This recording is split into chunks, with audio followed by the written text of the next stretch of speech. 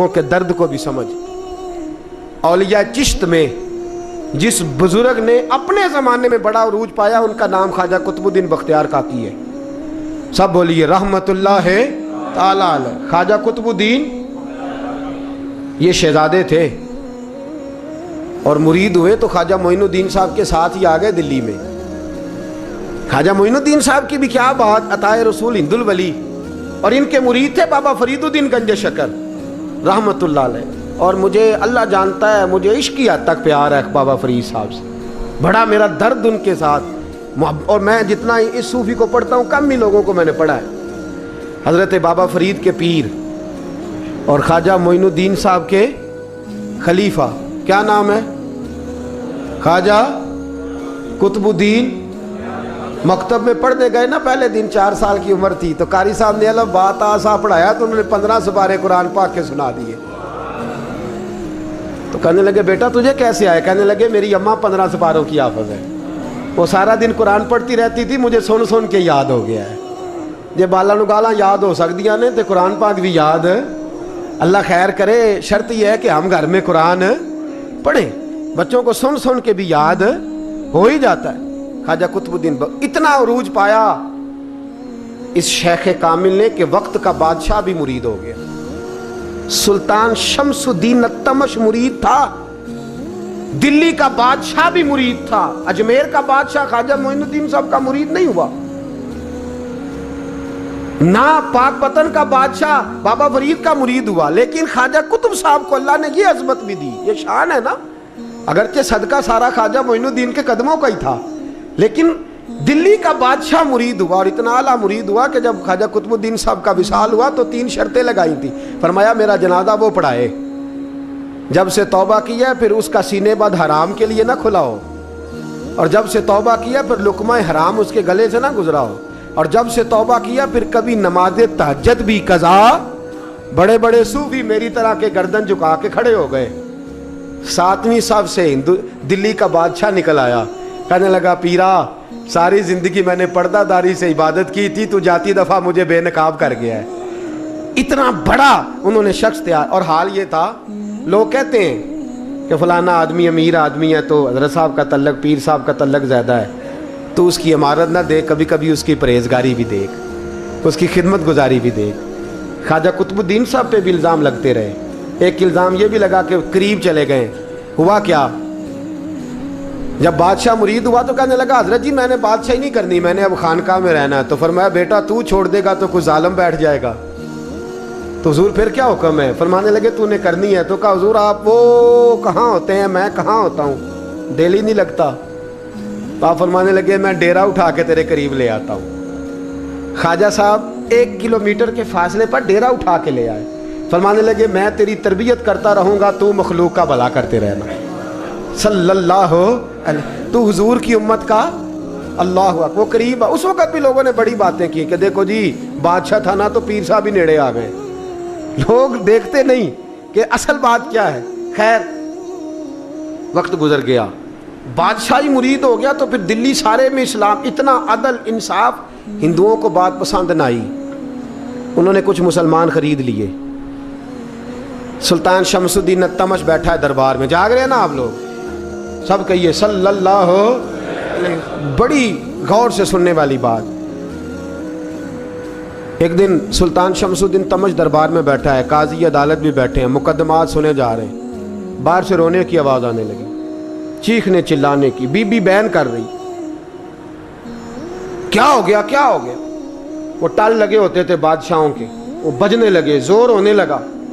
بادشاہ نے کہا اس فریادی کو جلدی بلاؤ. وہ اندر عورت آئی تو چیخ چیخ کے رو رو کے اس نے اپنے کپڑے پھاڑ پھاڑ کے، برا حال، 2 مہینے کا بچہ. لوگ اس کی آہو زاری پر اس کی طرف متوجہ. بی بی کیا ہوا، پانی پلاؤ بٹھاؤ، یہ کیا ہو گیا؟ کہنے لگی لٹ گئی، عزت برباد ہو گئی، تباہ کر دی گئی. میں کیا ہوا؟ کہنے لگی بادشاہ ایک شخص میرا غیر شرعی خامند بنا، پھر مجھے حمل ہوا، پھر میری گود میں یہ بچہ ہے 2 مہینے کا. اب گئی ہوں تو وہ کہتا ہے کہ میرا تو تیرے سے تعلق ہی کوئی نہیں. بادشاہ کہنے لگے یہ سلطان شمس الدین تمش کی جگہ ہے اور میں نے رسولullah صلی اللہ علیہ وسلم کے دین کے مطابق حکومت استوار کی ہے. کون ہے جو تیرے ساتھ؟ ابھی گردن نہ کاٹ دوں گا. بات کر کون ہے؟ کہنے لگی تو کچھ بھی نہیں کرے گا, کوئی کچھ نہیں کر سکتا. لوگ کلمے چھوڑ کے بیٹھ گئے, توجہ ادھر ہو گئی. پراپوگنڈے بڑا اثر کرتے ہیں معاشرے پہ. رنگ ایسا عجیب ہے, انداز ایسا عجیب ہے. فرمایا بات تو کر. اس عورت کی آواز گونجی تو حالات ہی خراب ہو گئے. کہنے لگی بادشاہ حوصلہ پیدا کر سننے کا. کہا تو بات کر. کہنے لگی میرے گود میں جو بچہ ہے یہ قطب الدین بختیار کاکی کا ہے, یہ تیرے پیر کی ناجائز اولاد ہے. اٹھاؤ, پروفیسر سلیم چشتی نے پی ایچ ڈی کی ہے, وہ لکھ رہے ہیں اس واقعے کو. تیرے پیر کا ناجائز بچہ ہے.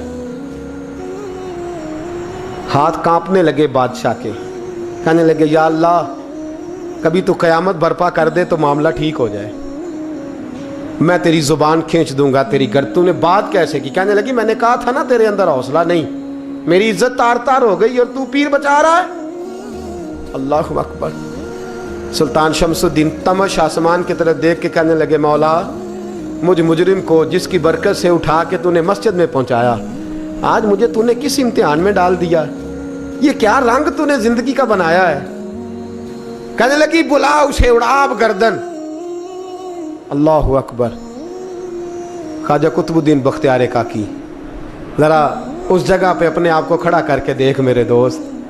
جو شخص دلی کے بازار میں نکلے تو دکانیں بند ہو جائیں, عورتیں گھروں میں گھس جائیں, جس کے نام پر چرچے ہوں دین کے, وہ شخص لاٹھی ٹکاتا ٹکاتا. عرس منانے آسان ہے, ڈھول ڈمکے کر کے گھروں کو جانا آسان ہے, پر ذرا ان کی راہوں کا مسافر تو بن انہوں نے انداز کیا اختیار کیا. حضرت خواجہ قطب الدین بختیار کاکی, خبر پھیل گئی. اتنی شہرت پاکیزگی کی نہیں ہوئی تھی جتنی اس جرم کی ہوئی. لاٹھی ٹکاتے ٹکاتے جب پہنچے نا بادشاہ کے دربار میں, بادشاہ اٹھنے لگا, قاضی اٹھنے لگا, لوگ اٹھنے لگے, تو قطب الدین بختیار کاکی کی آنکھوں میں آنسو آئے. مانے لگے بیٹو بیٹھ جاؤ, آج میں پیر بن کے نہیں آیا, میں مجرم بن کے آیا. اور کہا میرے مالک کا انصاف بھی دیکھو, دلی کا پیر آج دلی کی عدالت میں اپنے نا کردہ جرم کی صفائی دینے آیا ہے. بڑی لاٹھی پہ ٹیک لگائی. دلی کی گلیاں بھی روتی ہیں کہ یہ کیا رنگ, اللہ یہ تیرا کیا رنگ ہے. یہ تے میں گڈی تے ہاتھ ڈور سجن دے, او جنج رکھے اونج رہنا ہے, واجب نہیں جے وچ شریعت, مندہ خسم نو کہنا اے تن میرا کنگھی ہووے. میں زلف سجن دی واواں, پوش میرے دی جتی بن جائے, میں یار دی قدمی آواں. مارو مارو مینو مار مکاؤ, کوئی یوزر نہ پیش لے آواں, جے سونا ہی میرے دکھ وچ راضی, جے سونا ہی میرے دکھ وچ راضی, تے میں سکھ نو چلے ڈاواں. پر یار فریدا جے کدی بل پے سونا, یار فریدا جے کدی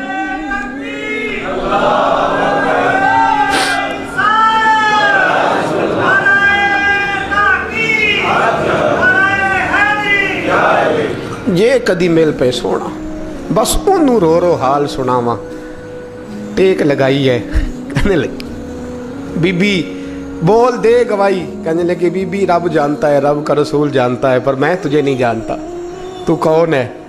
کہنے لگی اچھا وہ لوگوں کو بھیج کے تہجد کے بہانے پچھلے دروازے مجھے اندر بلانا, رب تیرا بھول جانا. پھر رونے لگی, پھر مکر کرنے لگی. مجھے بتائیے ایسا کوئی مقدمہ ہو تو لوگ کیا کہتے ہیں؟ یکدم حالات بدلتے ہیں کہ نہیں بدلتے؟ دلی کا ماحول ہی بدل گیا, سارا رنگ ہی بدل گیا.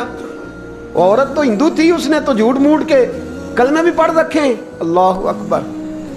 خواجہ صاحب پوچھتے ہیں گواہ ہے کوئی تیرے پاس؟ تو 4 کلمہ پڑھنے والے کھڑے ہو گئے. اللہ کرے کلمہ پڑھنے والے بکا نہ کریں, آمین تو کہیں. وہ کھڑے ہو کے کہنے لگے ہاں ہم نے آتے بھی دیکھا ہے, جاتے بھی دیکھا ہے. خواجہ قطب الدین صاحب نے نظر عثمان کی طرف اٹھائی, کہنے لگے اچھا جو تیری مرضی, میں گڈی تے ہاتھ ڈور سجن دے, وہ جنج رکھے اونج رہنا ہے, واجب نہیں وچ شریعت, مندہ خسم نو کہنا. کہنے لگے سلطان یار ایک رات کی مہلت نہیں دے دیتا؟ میں سویرے سلطان بھی رو پڑا کہ پیر صاحب میں मैं नौकर और मैं बोलते हैं अच्छा हुजूर जैसे मर्जी। बाहर निकले, खादम कहने लगा हुजूर सवारी पे बैठ जाएं। मानने लगे नहीं यार आज पैदल जाना है। इस दिल्ली के चौंकों ने मुझे बड़ी सलामियाँ दी है, ज़रा मैं देखूँ तो सही दिल्ली के बाज़ार मेरी रसवाई पे क्या कहते हैं। मुझे ज़रा ये पत्थर भी खाने दे, इनका जायका भी। पैदल गए, दुनिया सो गई तो दिल्ली के बादशाह ने अजमेर की तरफ मुँह किया। ख्वाजा मोइनुद्दीन हयात थे। बेखबर हो जो ग़ुलामों से वो आका क्या है, बेखबर हो जो ग़ुलामों से वो मुँह किया। कहने लगे मोइनुद्दीन मैं कोई लवारस तो नहीं ना, मैं कोई लवारस हूँ कि यहाँ जो मेरे साथ मर्जी हो जाए। तेरी मजबूरियाँ दुरुस्त मगर तेरा वादा था साथ देने का वक्त आया है। मैं कोई लवारस नहीं कि अब तू अजमेर में बैठा रहे और मैं दुख सारा अकेले बर्दाश्त करूं। बुढ़ापे का मुझे भी पता है, कमज़ोरी का मुझे भी पता है, ज़ोफ़ का मुझे भी पता है, पर तत्ती थोड़े थकड़े खानदड़ियाँ, मैं भी तो तेरे नाम तो मुफ्त भी खानदड़ियाँ। मुझे भी तो पता है ना मनम गुलाम ने अली हैदरी यम कादरी यम तमज़ अहमद रज़ा खामी ज़नम। मैंने भी तो अपना नाम नहीं ना जपा, तेरा ही जपा है सारी ज़िंदगी। ये लफ्ज़ कहे, कहते मैं रोया। आँख लगी तो हज़रत ख्वाजा मोइनुद्दीन साहब ख्वाब में मिले। कहने लगे कुतुबुद्दीन मेरा इंतज़ार करना, मैं पहुँच रहा हूँ। मेरा इंतज़ार करना, मेरा इंतज़ार। क्या कहा मियाँ साहब ने? कहते हैं माली दा कम पानी देना, फल कच्चे होण या पक्के, ये पीर मुरीद दे सिर ते ही रहिंदा है, झूठे होण या सच्चे। मैं आया, फिक्र ना करना। हज़रत सवेरे उठे, फिर गए अदालत। फिर कहा ना भाई प्रोटोकॉल, मुजरमों का प्रोटोकॉल नहीं होता, मैं अकेला जाऊंगा। जिसके आगे पीछे नारे होते तने तनहा। 2-4 मिनट ज़्यादा ले लूँ आज आप हजरात। कहते मैं पहुंचा अदालत और जाके जब कहा ना कि हाँ जी हुजूर बताइए, गवाह भी खिलाफ है, मुकदमे बोलें, तो कहने लगे मुझे मेरे शेख ने हुक्म दिया है कि मेरा इंतज़ार करना। फिर वो जो बातें करने वाले थे कहने लगे जी कौन गया था अजमेर, कौन आया है वहाँ से, हमें रूहानी बातें ना बताई जाएं। यहाँ से तो एक दिन में पहुँचा नहीं जा सकता, ट्रेन भी 36 घंटे लेती है दिल्ली से जाने में। तो कहा यह कैसे हो सकता है, कोई रात को रात आपको खबर हो गई, आप केस को लंबा ना करें। बादशाह मुरीद है, लगता है कि ये रातों रात भगा देगा पीर को। इतनी बातें ख्वाजा साहब ने सुनी।